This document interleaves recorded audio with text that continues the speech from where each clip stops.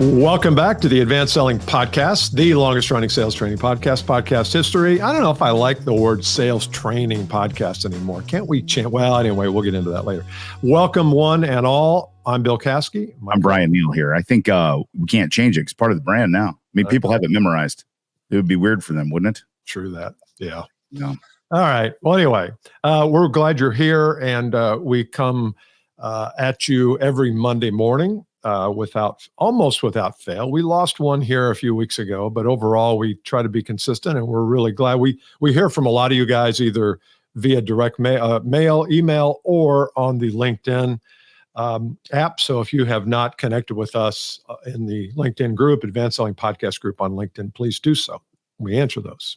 We do answer those. And hit us up at listener@advancedsellingpodcast.com too. If you got a show request or a topic request or a deal you're stuck on, we haven't hit the mailbag in a while, mostly because we haven't been talking about it. But now we're talking about it. Yeah, that's good. Advancedsellingpodcast.com. And send us an audio question too. I mean, we used to do that a lot. We used to get a lot of them, but we have not promoted that. But send us an audio. Just take your phone out, record an audio, send it to the email address that Bryan just gave us. We'll put it in the show notes. And we'll run it. And if you don't want us to use your name, if you think people will recognize your voice, oh, that's a good question. Whose voice is so recognizable, even without their name? Well, that's easy. He just passed away. James Earl Jones. Oh, God. Yeah. He just passed away. Yeah. I mean, he says one word, and you know who it is. Well, what they were doing, what do you think of when you think of James Earl Jones's voice? What do you think of? Arby's. Was that him? We have the meat. Yeah, I didn't know if that was here's what I didn't think. I thought of him.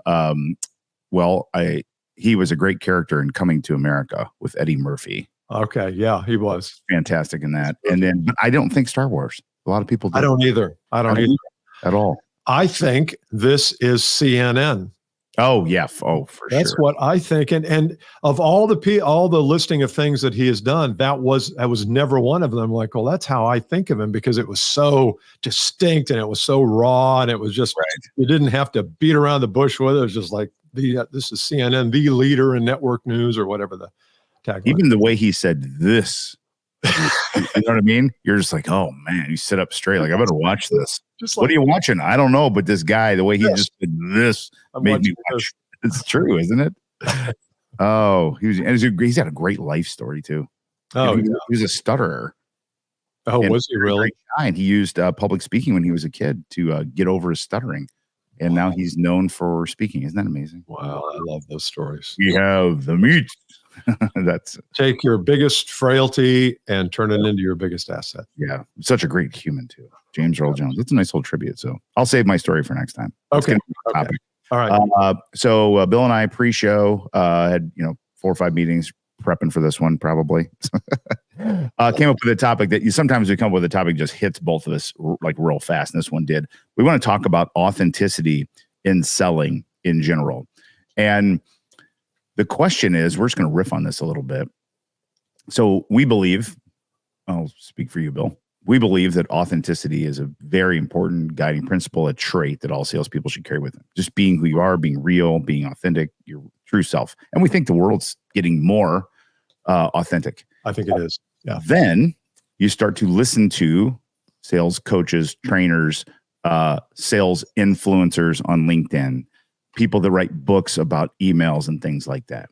And you learn sales tactics. And so the question that I have that I think we can kick around is, if I'm doing any sort of gamey stuff, so I'm coming up with a technique or a tactic or a thing or a subject line or anything like that, am I out of authenticity? And if I am, is that okay or not okay? And how do we stay in it? And do we justify that by saying, well, it's in the service of the greater good, which is me selling something and them getting their problem solved. So we justify it sometimes. Well, I wouldn't do this ordinarily, but this is going to be really good for them. So I want them to see this email. So I'm going to create some kind of wild headline. Yes. Yeah. It's a good question. Well, so you want to address it from the, what are we learning from the guru's standpoint? Or do you want to address it from the, how do we portray this to our customers? Yeah, well, I think a little bit of both. I mean, I always tell people that if you come watch me and my team work, you're going to see everything that we teach you. You're going to see live. There's no like we say this, but then don't do this. And I always wonder when I hear certain, guru people speak, I'm like, do you do this? What you're saying? Because it doesn't seem like you do. And maybe I'm just misreading it. So if someone's like, oh, you got to prospect, you got to do, get this and say this and do this and call and do this. I'm like, why don't you we can record everything now. Just record yourself doing it this week. If you're doing what you say you're doing. Yeah. We record all of our calls and we use our sales calls to teach with, even the ones that we screw up because we don't do them right all the time. Mm-hmm. So I always wonder, now I think a lot of people do. I'm not like trying to say that there's a bunch of people running around that don't do this. There are some, but I would just look as a listener to Advanced Selling Podcast. I would have you question those things. Like, am I learning from people that do what they say they're doing? You know what I mean? And I think if I followed you to a sales call, I would see authenticity and realness and objectivity and all the things. And me too.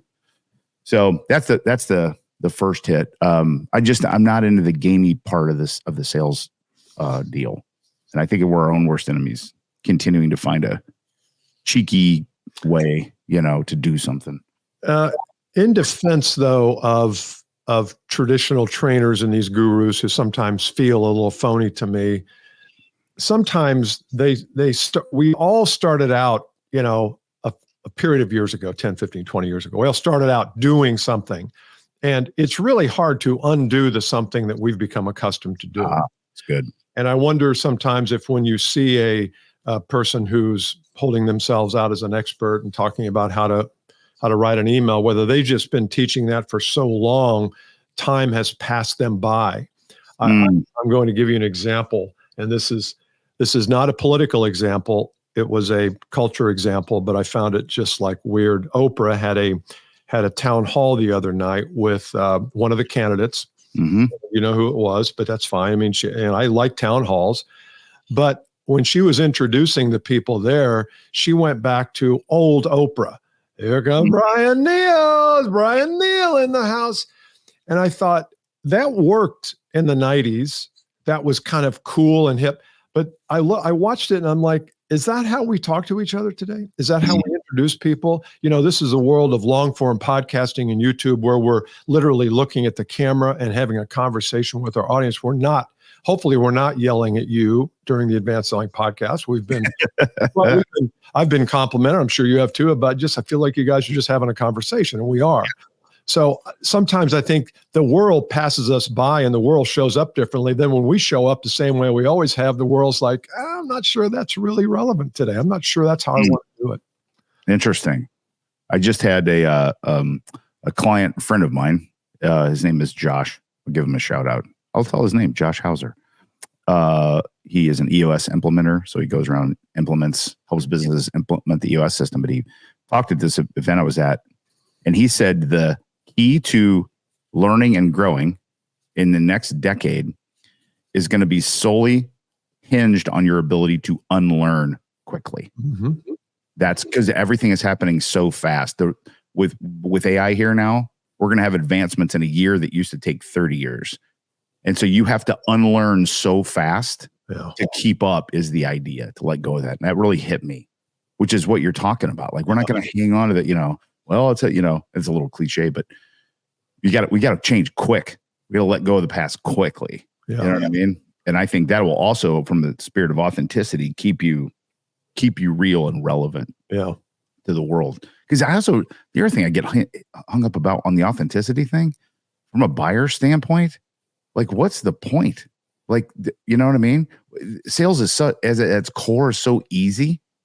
Like, we have two business people or business units that are both trying to accomplish things and do things. And you have a process that involves conversations and analysis of information and data. And you work through the process and you come to a conclusion. Yeah. And that's it. That's all it is. And I think if you tell buyers that, the buyers will go, I would talk to any salesperson that would do that with me. Absolutely. Well, that's easy. We toxify it by trying to come up with all these clever things that the salesperson's intended to do to get to a yes or to get to a buying signal of some kind. And that's what soils the whole process. salespeople do more to soil the process than buyers do, even though we always say, well, buyers lie and they're not always honest, and they're not. But why is that? It's because sometimes we have walked in over the years doing this thing that causes them to say, oh, hang on a second, I'm not ready to buy yet. All your closing moves don't work on me. I've heard them before. So I like the idea of, are we learning skills of the future, or are we in the present, or of the past? And I think a lot of sales coaches and trainers are teaching us skills of the past. I mean, literally the cold call. I'm not saying it doesn't work, but if you see a trainer and all they talk about is how to make an effective cold call, I feel like, well, that's the past, man. Yeah. I mean, you can spend, if you're in an 8-hour program, you can spend an hour on cold calling, but not 6, because there's other ways to do it. Well, and I love the word toxify, because that's what it is, really. It makes the process toxic. Yeah. And I feel like, so we had a existing client that's been with us for about a year, who came in, didn't know them at all, no reputational, I don't even remember how we got connected to them. Anyway, so they went through the process like we do. And they came to Indy for the go, no go. They wanted to come do it live and da-da-da-da. And they ended up becoming a client. And they told us after the fact that they had pre-planned that one of them was going to play good cop and the other one was going to play bad cop with me and my business partner. Mm-hmm. They had planned that out. Well, we don't plan anything like that. We're just like, who we are. This is the deal. It's blind zebra. We're going to come on in and do this thing. Here's the and our authentic energy, after I look back on it, overrode the game playing part, because they were both, to your point, and they're seasoned. This one guy's been in sales 45 years. He's used to he was expecting. He knows the game. Yeah. And once the game was gone, it's almost, then they just talked and it worked. And it doesn't always work either.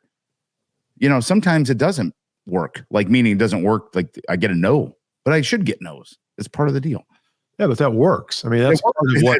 Thank you. Yes. Well, the old way is it doesn't work if you get a no. The new way is, oh no, a no, whether it's coming from me to them or them to me, is a perfectly natural and normal decision. I mean, we say no all the time to things. Yes. Yes. So I was, as you were talking, I was thinking, but I was listening. I promise. You're allowed. That's all right. That Google has come out with some statistics about how many times do you need to touch a prospect digitally before the prospect or audience believes you and has a little trust in you. And I can't remember the exact prompt there, but basically it comes back to 11 times. Now, we've always heard that, you have to contact people 9 times, and then went to 27 times.